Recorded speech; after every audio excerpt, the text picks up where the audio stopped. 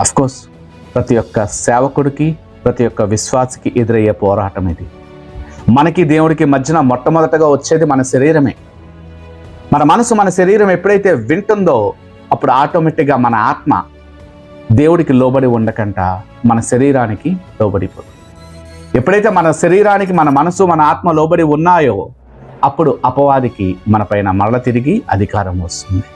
అంటే ఇప్పుడు మనము అపవాదికి లోబడిపోయి దేవుణ్ణి ఎదిరిస్తున్నాము. దేవుడికి లోబడి అపవాదిని ఎదిరించాల్సినటువంటి దేవుని యొక్క బిడ్డల యొక్క జీవితంలో ఇది జరుగుతూ ఉంది. కానీ ఇది జరగకూడదు. అందువల్ల ఈ ప్రత్యక్షత మీతో పంచుకోవాలని పరిశుద్ధాత్ముడు నాకు ప్రేరేపణ కలిగజేశారు.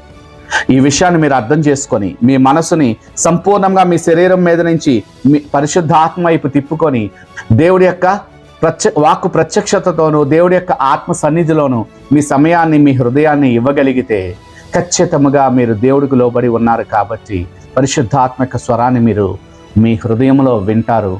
అంతేకాకుండా అపవాదిని ఎదిరించగలిగే శక్తి దేవుడు మీకు ఇస్తారు. ఆ అభిషేకం పొందుకున్నాక మీకు అది అర్థమవుతుంది.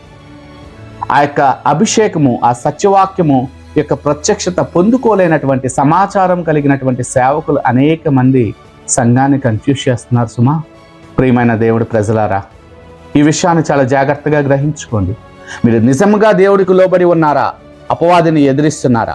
ఈ రెండు కార్యాలు దేవుడు మనల్ని చేయమని మనకి సూచన ఇస్తున్నారు, మనకి ఇన్స్ట్రక్షన్ ఇస్తున్నారు. ఈ రెండు మనం చేయాలి.